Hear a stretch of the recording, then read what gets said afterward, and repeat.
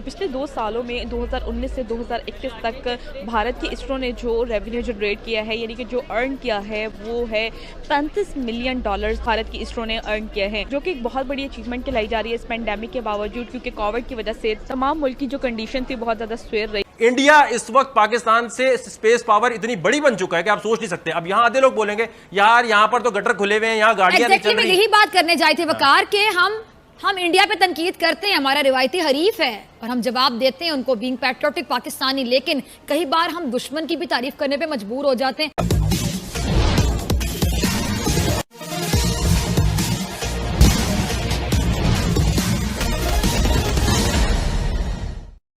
पिछले 2 सालों से इस महामारी के कारण जब पूरी दुनिया रुकी पड़ी थी, इसी बीच हमारे देश के इंडियन स्पेस रिसर्च ऑर्गेनाइजेशन यानी इसरो ने $35 मिलियन की कमाई करके एक कीर्तिमान स्थापित किया है। इस कीर्तिमान को पाकिस्तानी मीडिया और जनता किस तरह से देख रही है, आइए आप भी सुने। पिछले 2 सालों का डेटा आया है कि इंडिया की जो इसरो है उसने जो अर्न किया है कोविड के बावजूद $35 मिलियन उन्होंने अर्न किए हैं, जो कि बनते हैं 10 मिलियन यूरोज। आप इसको कैसे देखते हैं? यार बहुत अच्छी बात है। सिर्फ इसरो नहीं, इंडिया ना हर चीज़ में बहुत ज़्यादा आगे जा रहा है। कोविड के बावजूद जैसे कि आप इंडिया के साथ बनता ही नहीं है, पहली बात तो ये। पाकिस्तान का कंपैरिजन और दूसरी कंट्रीज़ के साथ बनता है, इंडिया बहुत आगे निकल चुका हुआ है। हमें इंडिया से सीखना चाहिए, जेलसी फैक्टर नहीं है, इंडिया से सीखना चाहिए। और कि उन्होंने किस तरह से अपने आप को ग्रो किया, ग्रूम किया और किस तरह से उन्होंने अपने ड्रीम्स को अचीव कर रहे हैं और वो किस तरह से अपनी मंजिल की तरफ जा रहे हैं और किस तरह से वो चाइना को टक्कर दे रहे हैं। तो जैसे कि मैन्युफैक्चरिंग में वो चाइना को टक्कर दे रहे हैं। चाइना में जो कंपनीज लगी थी वो इंडिया में ट्रांसफर हो गई थी पिछले दिनों, आपने सुना होगा। और आपको लगता है कि इंडिया की जो स्पेस ऑर्गेनाइजेशन है इसरो, वो चाइना की स्पेस ऑर्गेनाइजेशन को आने वाले टाइम में टक्कर दे देगी? हाँ, ऑब्वियसली जिस तरह से इंडिया ग्रो कर रहा है और इसरो जिस तरह से काम कर रहा है, इट्स अ बिग अचीवमेंट। और मैं फिर से वही कहूँगी कि आप करने कुछ भी कर सकते हैं।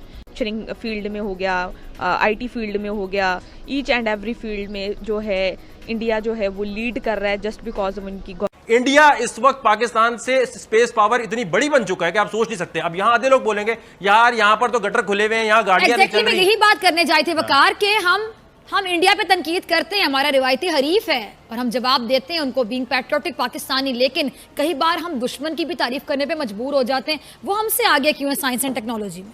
इसकी हम क्यों नहीं हो सकते? क्या खाते हैं स्पेशल वो? सबसे और क्या ऐसी क्या चीज वो करते हैं कि भाई उनका बजट 8 साल पहले स्पार्को बनी थी, इंडिया का स्पेस प्रोग्राम आया ही नहीं था, ठीक है। आज तक स्पार्को से पूछे यार 4 या 5 सैटेलाइट तुमने लॉन्च की हैं। इंडिया ने वर्ल्ड रिकॉर्ड कायम किया है 100 से ऊपर सैटेलाइट एक दिन में लॉन्च करके, और अपनी नहीं बाकी कितने इसराइल की लॉन्च की, फ्रांस की लॉन्च की। इससे वो कितना पैसा कमा रहा है और इसमें उनके पास भाई बजट अब मिलना शुरू है। शुरू में बजट नहीं मिला, उन्होंने अपने लोगों को ट्रेनिंग दी कि भाई जो हमारे पास रॉ मटेरियल है इसको यूज करो। गवर्नमेंट की पॉलिसीज की वजह से इसको बड़ा पॉजिटिव इम्पैक्ट समझता हूँ कि जहाँ पर पूरी दुनिया कोविड की सूरत हाल से 2-4 थी, वहाँ पर इसरो ने ये बड़ा पॉजिटिव स्टेप लिया और स्पेशली इंडिया के जो लोग हैं उनको इस चीज़ का बड़ा फ़ायदा हुआ है। और इस चीज़ को देखकर इंडियन अवाम के लिए एक आने वाले दिनों के अंदर, आने वाले सालों के अंदर एक पॉजिटिव इम्पैक्ट छोड़ने जा रहे हैं। जी, सबका क्रेडिट जाहिर सी बात है भारत की जो उनकी मशीनरी है, जो उनकी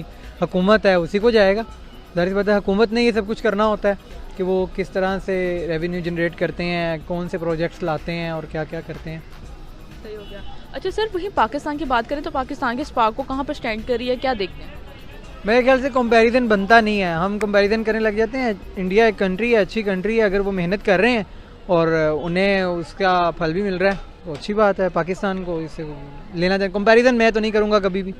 क्या हमें भी उनसे सीखते हुए काम करने की ज़रूरत है? जाहिर सी बात है सबक तो सीखना चाहिए। बहुत आगे जा रहा है, चाहे वो आईटी सिस्टम हो, चाहे वो मतलब कोई भी फील्ड हो, चाहे मैन्युफैक्चरिंग की फील्ड हो, चाहे वो एजुकेशन हो, ठीक है। क्योंकि एजुकेशन ही एक ऐसा फैक्टर है जो आपकी यंग यूथ को या आपकी कौम को परवान चढ़ाता है और तभी लेजेंड्स निकलते हैं, चाहे जैसे गूगल के CEO हो गए और बहुत से ऐसे हम देखते हैं। तो वो मतलब एजुकेशन एक आपके मुल्क की तरक्की का बहुत बड़ा फैक्टर होता है और इसरो पर सर्चिंग करना भी एक मतलब रिसर्च वर्क की ज़रूरत होती है, तो उसके लिए वो एजुकेशन सारी मैटर करती है। यानी कि जिस मुल्क की एजुकेशन सिस्टम अच्छा होगा उस मुल्क का हर सेक्टर बूस्ट करेगा। मेरे ख्याल से ये भी एक बात है, एजुकेशन से ज़्यादा अपॉर्चुनिटीज़ जो सी होती हैं वो इम्पोर्टेंट होती हैं।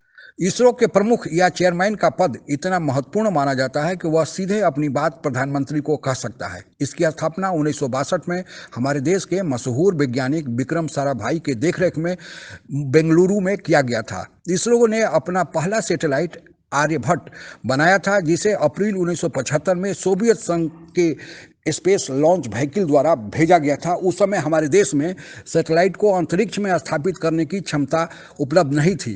यह सैटेलाइट अंतरिक्ष में भेजकर भारत पूरी दुनिया में 6वां देश बना। उसके बाद से इसरो ने कभी पीछे मुड़कर नहीं देखा। 1975 में तो भारत ने सोवियत संघ के मदद से सैटेलाइट अंतरिक्ष में भेजा था। सोवियत संघ ही आज का रूस है। उसके बाद भारत ने ठीक उसके 5 साल बाद यानी 1980 में अपना SLV-3 या स्पेस लॉन्च व्हीकल या जिसे रॉकेट भी कहा जाता है बना लिया और इसकी स्थापना श्री हरिकोटा में किया गया, जो आंध्र प्रदेश में एक जगह है। इसरो ने एक से एक कीर्तिमान उसके बाद जो स्थापित करते गया, उसमें सबसे बड़ा कीर्तिमान यह था कि इसरो ने 104 सैटेलाइट अंतरिक्ष में भेजकर 2017 में एक विश्व कीर्तिमान भी बनाया था। अभी इसरो के चेयरमैन के पद पर डॉक्टर के सिवन हैं, जिनके नेतृत्व में गगनयान नामक मिशन चलाया जा रहा है। भारत की क्षमता को देखकर अब विश्व के देशों ने भी भारत से अपने सैटेलाइट को अंतरिक्ष में भेजने के लिए संपर्क पिछले दिनों किया था और इस प्रकार कुल 34 देशों का सैटेलाइट भारत 2019-21 के बीच में अंतरिक्ष में भेजकर कुल $35 मिलियन की कमाई किया है, जो भारत के राजस्व के लिए एक बहुत बड़ी बात है। हमारी देश के अर्थव्यवस्था के लिए इसका एक बहुत महत्वपूर्ण योगदान माना जा रहा है और आने वाले दिनों में यह कमाई दिनों दिन बढ़ेगी। लोकसभा में एक बयान देते हुए minister of state Jitendra Singh ने कहा कि 2022-23 के लिए भी दूसरे देशों ने भारत से संपर्क किया है और अग्रिम रूप से अपना स्लॉट बुक कर लिया है। अभी तक भारत अपने देश का 124 सैटेलाइट अंतरिक्ष में भेज चुका है और दूसरे देशों का 342 सैटेलाइट भी अंतरिक्ष में भेज चुका है। हमें अपने वैज्ञानिकों पर गर्व है। आज के लिए बस इतना ही। जय हिंद। आप अगर हमसे जुड़ा रहना चाहते हैं तो कृपया मेरे चैनल को सब्सक्राइब करें तथा बेल आइकन भी दबा दें ताकि नई वीडियो की जानकारी तुरंत आप तक पहुंच जाए। धन्यवाद। जय हिंद।